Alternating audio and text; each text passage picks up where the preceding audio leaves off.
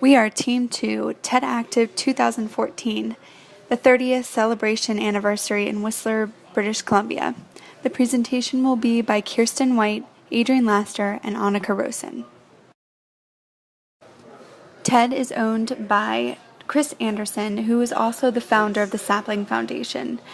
TED runs under the nonprofit tax code of 501c3 as an organization that is both charitable, scientific, and educational. TED conferences and TED are ADA compliant.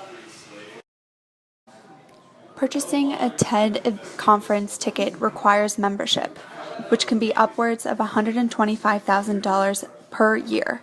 Each conference costs about $5,000 to $7,500. Unfortunately, in the past couple years, the top paid TED employees have made over $1 million. TED's mission is simply spreading ideas. Through the past 30 years, TED conferences bring together the world's leading thinkers and doers in technology, entertainment, and design, help spreading their ideas in under 18 minutes.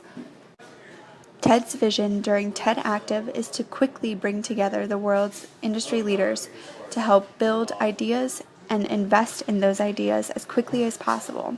These are elite men and women looking for businesses and owners alike to invest in each other's ideas and opportunities. TED's long-term goal is to continue to sponsor and excite industry leaders by offering 2 large conferences every year, including TED Active. Free TED Talks online will remain as TED spreads ideas. Continuing to offer licenses to allow others to operate under the TED name will also help gain viewership, including online partial and full audience attendance to conferences. Chris Anderson is the curator of TED, stationed in New York City. Catherine McCartney is the operations director in Vancouver, acting as their curator. There are many directors that also work underneath Chris Anderson and Catherine McCartney, but because the organization is very organic, it's hard to tell who does what and when. The 2 main TED conferences are held at the same time every year, TED Active and TED Conference. TED is gaining popularity, though, in the younger crowd and in Generation Y, using technology as the main motivator. Although TED is privately owned, so we cannot actually view their trends. Memberships range from $995 to $125,000 yearly. Memberships also include a tax deduction. Conferences usually range from $800 to $15,000 for an actual ticket, but can only be bought by members. Pecha Kucha is TED's top competitor. They're known for their simple format of 20 slides, each for 20 seconds. Meetings are held at random, mainly in bars, studios, clubs, quarries, doesn't matter. Everyone is allowed to present about any topic, and events only cost about $5 per person. Pecha Kucha nights happen in any city as long as there is an informal promise that they will host 4 events yearly. Online viewing, just like TED, has no charge, and it's all of their presentations. TED consumers and users are experiencing the conference as it happens because it's an expiring good. It is also an experience and therefore is an intangible good. The demographics of the people who come are usually young, intelligent, and resourceful, well-educated, and have attended or are attending Ivy League colleges, and are dedicated businessmen and women in pursuit of higher profits and higher thinking. They will most likely be extroverts because they will be there marketing themselves and able to talk to other people to invest in their ideas as well.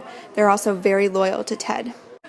Although we cannot see TED's active sales trends, we can assume that due to the long wait list, TED Active has a high retention rate, and to bypass this wait list, members must fork up more money. TED's strength lies in the 30 years that it has been around, including the awesome performances and talks at each conference. It partners with 24 other companies as well. Weaknesses lie in the theme of the conference. They must keep people's attention and attract investors. TED has opportunities to grow by granting more than $10 million to help organizations focus on global public health, poverty alleviation, and biodiversity. Its external threats can come from any company that is similar to TED, like Pichakucha. TED has the opportunity to grow by adding more conferences so that and to lower the cost so that more people can attend.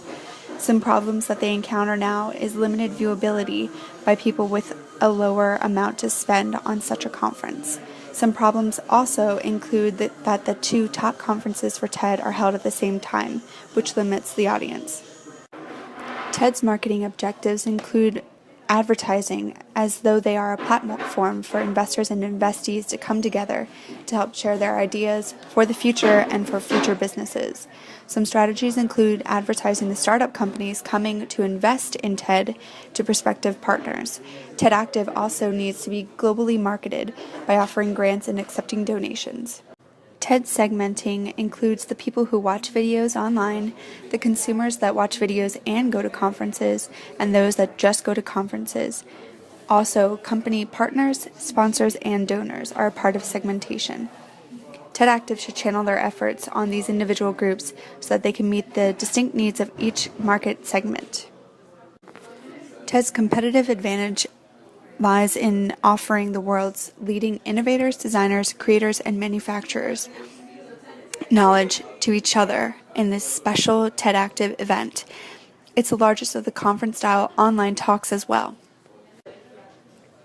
TED positions themselves as an idea-sharing website because it's free and convenient to all people who want to know more about award-winning ideas that are free to consumers and brings people together from all over the world.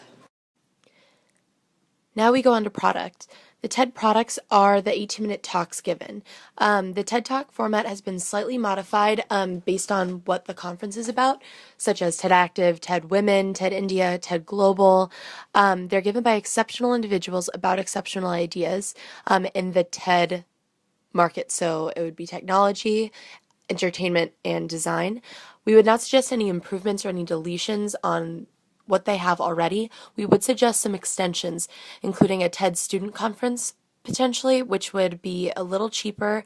The conferences are quite expensive, even for students, and we would also place a much greater emphasis placed on TED Active. The first is their website. With recordings of a vast majority of their talks, it is available to anyone with internet access.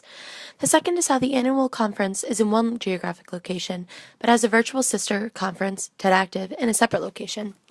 The third is the TEDx events, which only happen when instigated by a third-party host. This ensures community interest, which eliminates much risk associated with new events for TED. For channels, it is important to note that TED overall has a vertical marketing system format, whereas the TED Active events follow much more of the conventional marketing channel model, where TED will do almost all of the marketing and selling points of the event using the TED name, but the sponsor will fulfill much of the role of the retailer.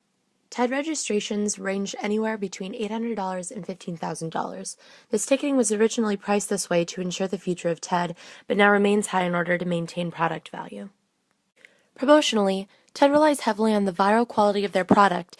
Most people hear about TED because a talk was shared with them by a family member or friend. TED also utilizes social media very effectively, with over 2 million followers on Twitter and 3 million on Facebook.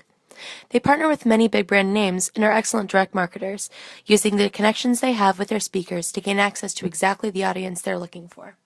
TED's budget is a hybrid of a basic conference and an association. The revenue comes from both membership fees and registrations. This revenue is spent very intentionally. It obviously goes into paying for future conferences and running TED, but also funds many initiatives, as well as the TED Prize, an award given annually to fund the efforts of the nominated innovator. For scheduling, TED has held 2 annual conferences since 2005. The first is always held in Palm Springs in the summer, with TED Active, its virtual counterpart, somewhere else. The second, TED Global, is held in the fall, this coming year in Rio. This dual scheduling component eliminates many time-sensitive boundaries attendees may have had.